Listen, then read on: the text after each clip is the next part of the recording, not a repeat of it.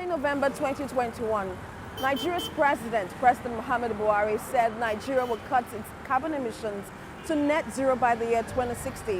While we go on that journey to doing something about climate change, let's take you to a community in Delta State where the grim reality of how gas flare affects the lives and livelihoods of persons at the grassroots stares you in the face. This is Community Forum. I am Sarah Yeku. Welcome to the program.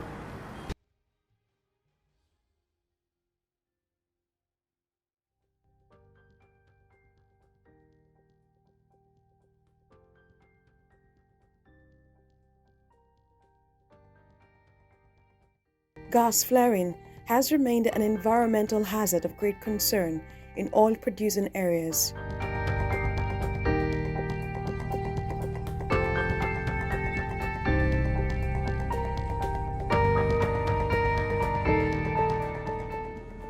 And to capture the enormity of this challenge in local communities, we set out to Delta State, southern Nigeria.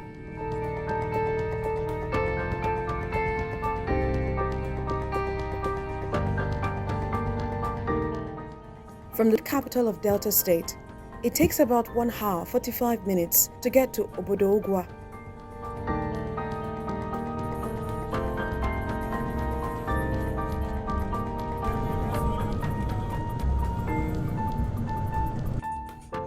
Just after Ewulu, mobile network is almost non-existent. Along Emu Ebendo Road, you see dark smoke from afar.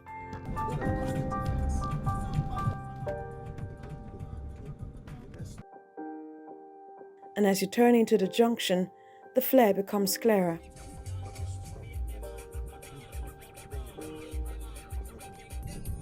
Obodo Ugwa is a small village with a population of about 3,000 people in Indokwa West local government area of Delta State, and it produces oil, making it an attraction to oil and gas companies.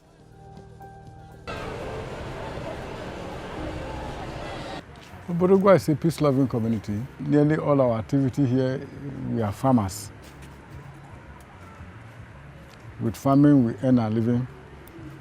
Despite the explosion of this new oil that has come to be, we don't depend on them because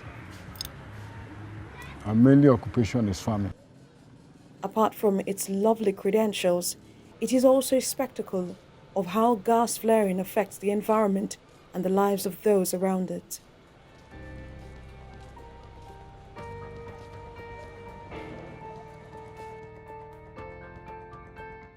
Burning non-stop. There is no respite for those who live around here. The toxic fumes roll up into the sky with fury, causing many health and environmental problems and greatly increasing the risk of global warming. We are all farmers. Most of our crops are no more growing. If you talk of corn, we don't have corn any longer in our community here. All our crops are no more yielding as it was before. If you talk of cassava of those days of 1 year before get matured, today they are nothing.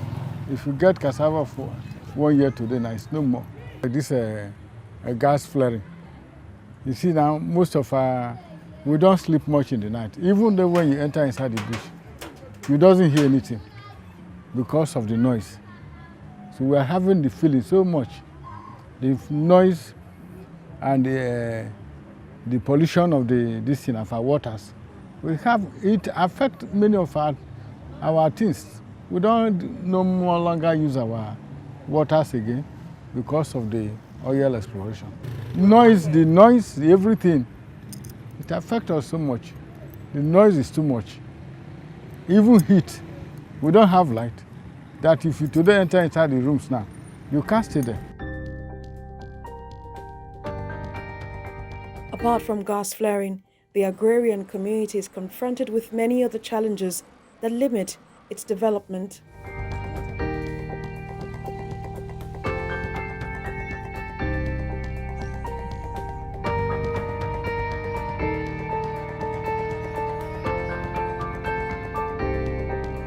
But the community members keep striving and hoping for better days.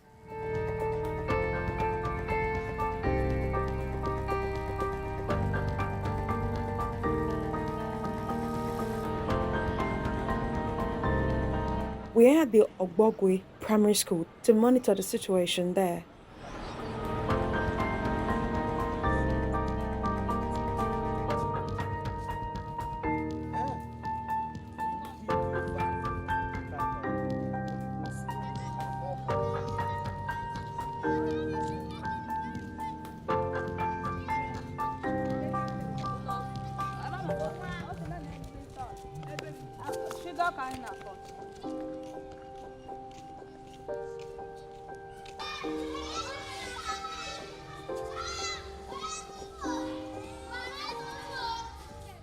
This is where teaching and learning takes place.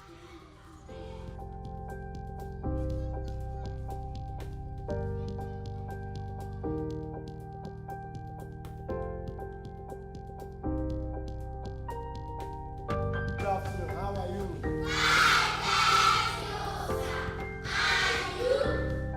Okay, I'm fine. Have a seat.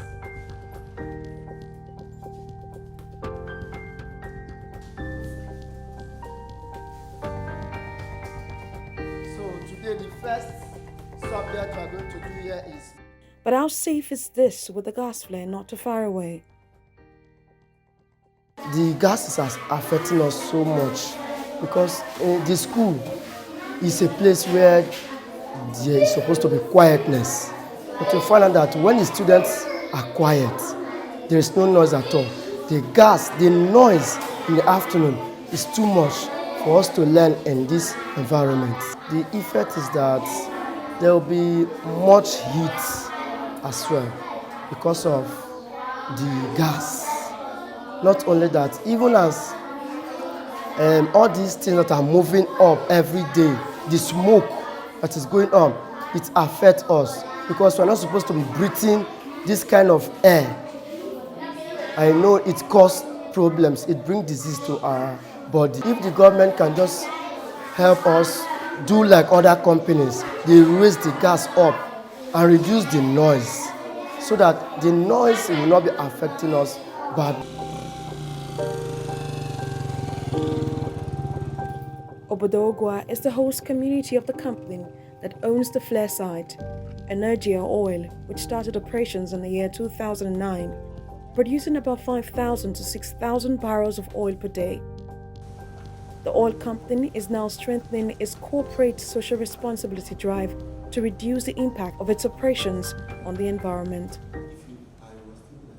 As a responsible operator, we try as much as possible to curtail flaring in our operations. Presently, what we are doing right now is we have the regulator, which used to be DPR, but now they are called NUPRC. They decided to curtail all operators to ensure that they have a flare out program, and which we too, as an operator, we imbibe, and we have a gas solution, and the gas solution, that's a gas commercialization utilization plan. Right now we have in our facility, we have a gas plant, which we just upgraded from its 50 million scoff per day plant to a 35 million scoff per day. Currently we are hovering around 25 to 30 million per day of gas. So we had to come up with a plan to upgrade the plant so that we'll curtail the excesses of gas flare, which we have executed. And right now we have an upgraded plant, which should accommodate all the gas that we have produced. We'll take all our gas, the lean flared gas now goes into that pipeline, and that brings revenue to the company and brings. Yeah, that stops gas flare for us to zero. We have a model, and that model has worked for us as a company. I think that model is what the federal government now has even embraced, that has formed what we call the PIA bill today. So our 3%, the 3% of our gross revenue goes to our host community. So they are part of the business. We focus on things and necessary infrastructure that will help the community to open up to economic activities. On the social welfare, we focused on doing elders welfare programs for the elders and other categories of people, including students who are also in higher institutions. We provide bursary funds for them to assist them in their education. Also, we provide funds through the development boards to handle areas of lack of teachers and other categories of workers for the schools, so that the schools can become equipped to be able to handle educational development, even as the communities are in the interiors. On the area of capacity building, we handle youth training and development. We train them in their specific skills, provide starter packs for them, and make them to start businesses on their own. Apart from that, we provide a scholarship for students at secondary level, and we have plans to extend that scholarship to university level. We just completed ultra-modern markets with water and toilet facilities for Obodogwa. Previously, we have done a total of 4-kilometer roads linking. Obodogwa is a locked-up community. It has no access to roads. So we have to do a construction of road linking it out to Obodogwa, Ogumekwale roads. Inside in Obodogwa too, we've done construction of the Baloku and Ada palaces for the communities. We're fully equipped for the community to have their meeting. We did a number of water boreholes, and we support the school at Obodogwa. Though it's a government school now, but we started supporting it as a private school until government took over. At this moment, we are still supporting the salary of private teachers that are employed. The secondary school, which I said I'm teaching, is born out of the benefits, that is the accrual that we get from the oil company here. You see, they normally give us our stipends according to how they produce. There is a way they normally calculate it. We have our own percentage. The money we get from that source, nobody has access to it as just to go and they take it. It's for projects. And one of the projects is we used the money to build the secondary school. The company is behind it.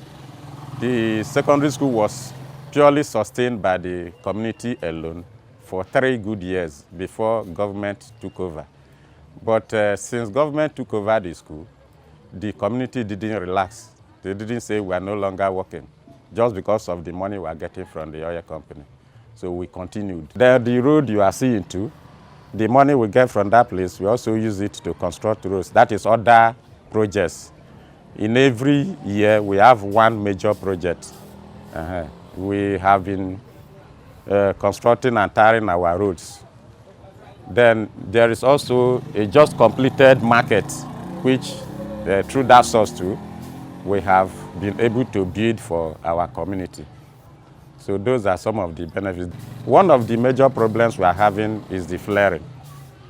Since they came, they are using horizontal method of flaring.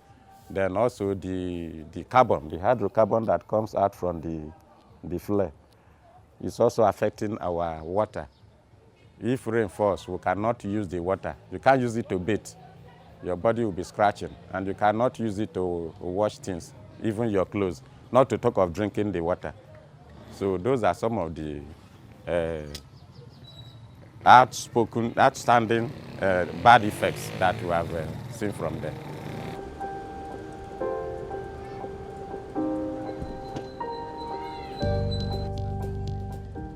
What has been the role of civil society organizations in all of this? when we came here, the intensity of the flare was very, very high and very disturbing when we came initially. 5 years ago, if you walk on the street, you will see that on development was written everywhere. There was diverse illness that the people had, and their farm produce were affected. So we were really concerned about the health, economic, and social impact of the gas flaring. Today, when we come to Obodogwa, we are able to see some changes. The issues of non-inclusion of women in the CDC is now a thing of the past. The women in this community now have a pride of place in the CDC, you know. So some of these gaps which we saw, some of them have been attended, and with the commitment and the partnership of the community stakeholders, we are going to surmount these problems very soon.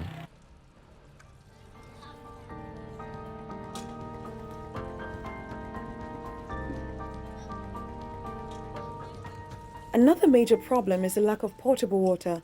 The sources of water here have been polluted, and many people in the community have to rely on monopumps, as many of the borehole projects here are in a state of comatose.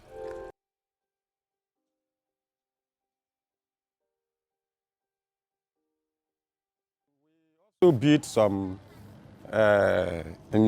boreholes with the money we get from that place. But, our people, to maintain it becomes a problem. To maintain some of them, we built some in strategic positions within the community.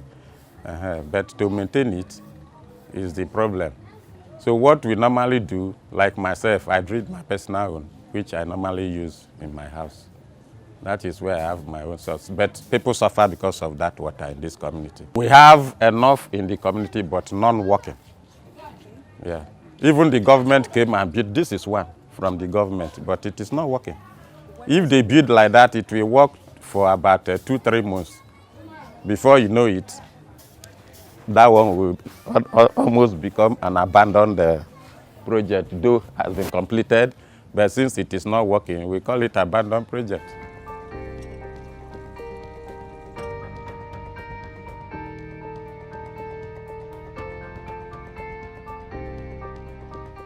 Obodo Ugwa is without a health center. The discovery of oil has divided communities here.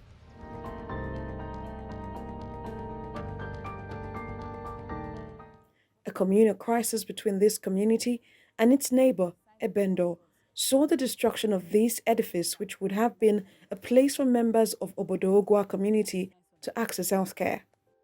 So you guys should use it for farming. By then, nobody knows that there is oil there. So before they discover that oil, that is when we start having issues. Before we used to go there, play with them, marry from themselves. But as for now, I'm no longer doing that because of the conflict of the oil. So you guys have been divided by just the discovery of oil? Yes. So nobody has any relations with anybody at the other side? I would just say like people who like our age can go there to go and buy something. If not, most of people don't go there.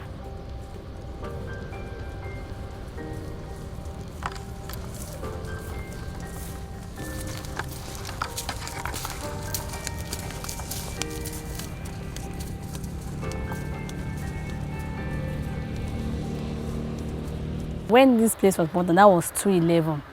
The war between me and our neighboring community, that is Bendo. That was 2011. And since then, the health condition has been very, very bad because we don't have any hospital again in the community. So if we have any emergency about someone's health, we cannot be able to achieve it because there is no health center again. And the chemists we even have in the community, most of them don't have enough drug. We have 4 chemists in the community, but it's only 2 that is functioning. And our brother Emike, his wife wants to deliver, but it was in the midnight. So before they could rush, hey, nurse, come, oh, the woman died with the pregnancy. So I didn't mean the health center is there, just rush her to the health center. So we have been really passing a lot of difficulty because we don't have hospital in the community. Because of you can see the wall, you can see the mark of the gunshots. That is why the health center look like this. And because since then they have abandoned it, no one to rebuild it, no one to do anything. That is why they turn it to farm. cultivating cassava and a lot of cultivating yam.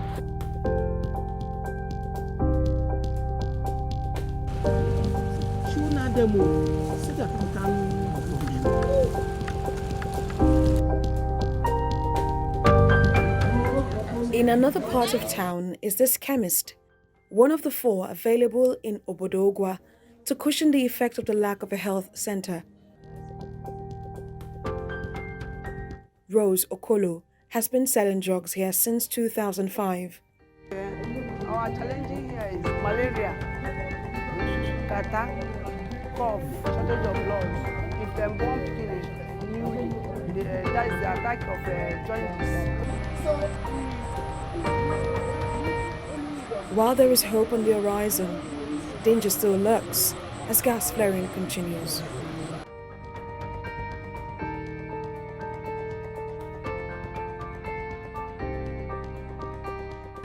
Even the periods of leisure are not spared. All through the day, the smoke billows, filling the atmosphere with gaseous substances and soot, settling around the community. Evening beckons as the day starts to fade into the night.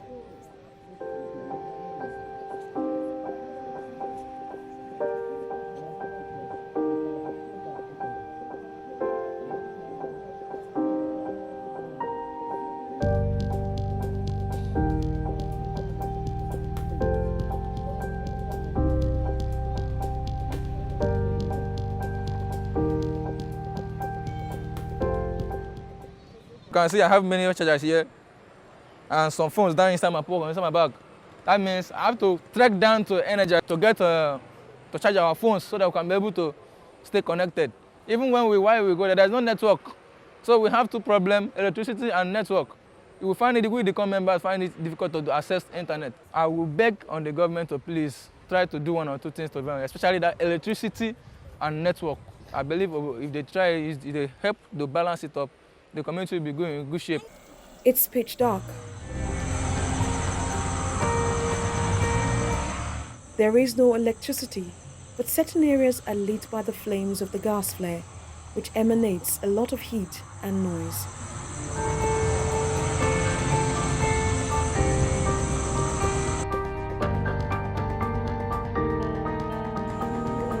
Except for the flickers of light from motorcycles, vehicles, nothing can be seen.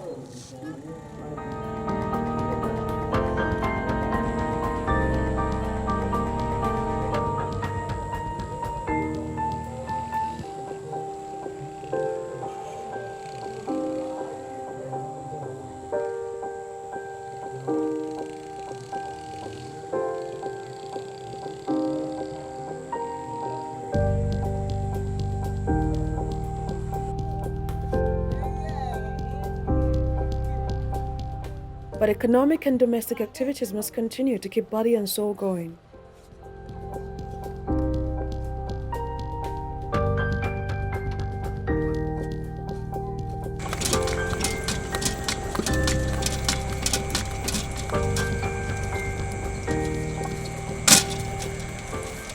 The queue at the mono pump is growing again as the search for potable water continues.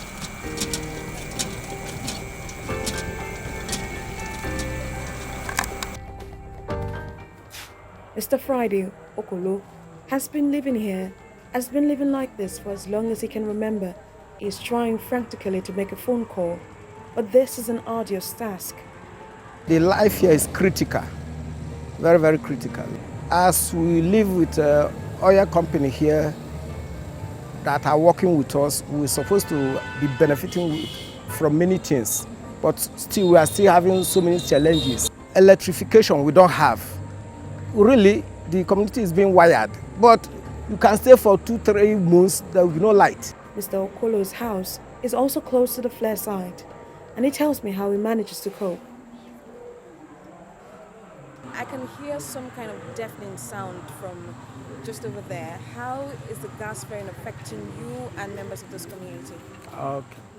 You see, the gas flaring of 18, I can say it's a very strange something to this community. For the past years before the arrival of this oil company, there has not been something of this nature. Just at a sudden, when these people came here to operate, this gas flaring started, and we began to hear a lot of noise that disturbs the community very much, very much. The smoke, very blackish, polluting the air. In short, And that's what you're inhaling? Yes! Before they came into existence, we normally drink water from all this. When rain is falling, we put buckets, containers under the roofs. We get water, we drink. But for now, you can't.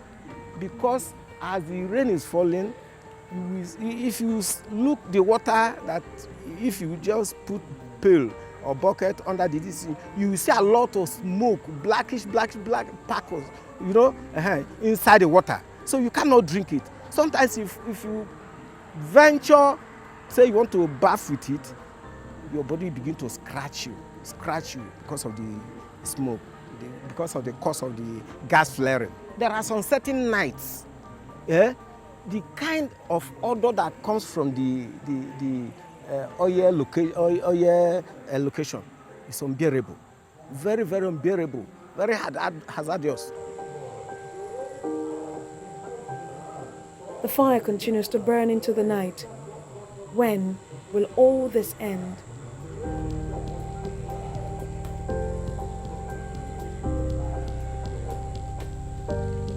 Will Nigeria be able to meet its target of ending gas flaring by the year 2030?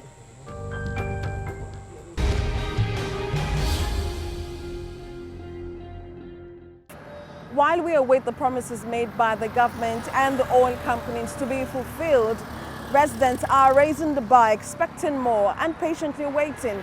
Hopefully, that patience would not thin out and cause some kind of chaos in these communities.